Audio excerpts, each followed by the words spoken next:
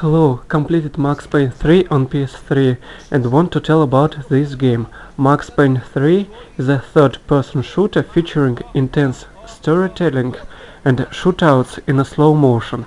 The game is very good, has rather long and spectacular story campaign and also a multiplayer.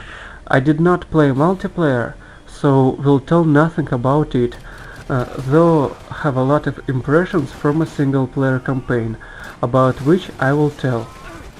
For those who did not play any game of this series, I note that the game has in its foundation a dramatic story that is rare for games of this genre. Speaking shortly, there once was a decent New York policeman called Max Payne. He had a beloved wife and a daughter, who were killed one day by a gang of addicts. Max began to investigate this crime, what ended in unveiling a horrible plan of a giant corporation, a war with mafia clans and multiple shootouts. It all ended in Max becoming an outcast tortured with a grief, but still staying a decent person. This is the essence of a prehistory. In the third part, Max got a job of a bodyguard of a powerful businessman in São Paulo in Brazil. The job was supposed to be simple, but Max, with his characteristic luck, happens to be dragged in intrigues related to money, power, human abductions for ransom and organs, betrayals and corrupted policemen. Generally, the luck of Max Payne is a whole story. Whatever he does, however hard he tries to act right, everything always ends badly.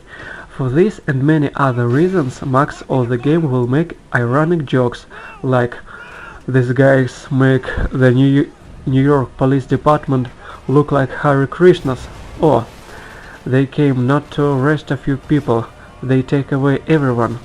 But who am I to question actions of legal law representatives? It delighted me greatly.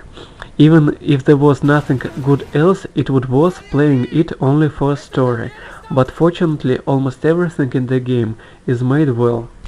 For example, locations. There is a full set on any taste. Offices, a harbor, parking, warehouses, slums, a ship, an exhibition, an airport, a stadium, a cemetery, etc.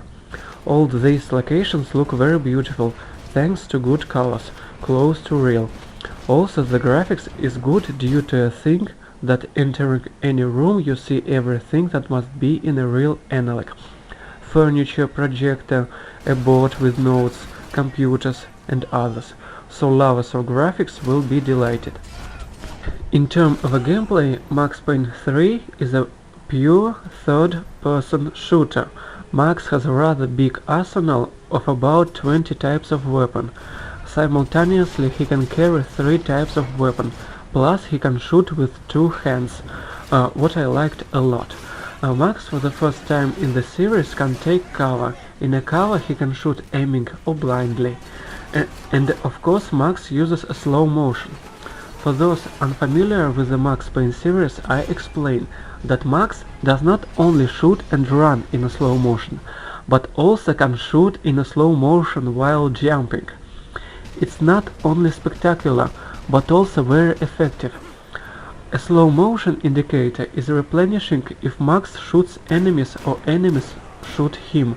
I must say that the game is quite difficult. Enemies shoot accurately. Each hit may take a lot of health. Enemies can flank. And in especially intense shootouts on a hard difficulty, you can run out of ammo. Moreover, Max's health does not replenish itself if you stay put for a while.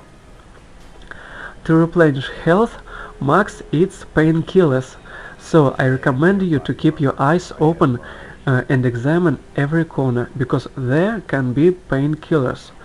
All in all, the game on PS3 on a medium difficulty was rather intense, while the walkthrough on a hard difficulty made me show everything I was capable of.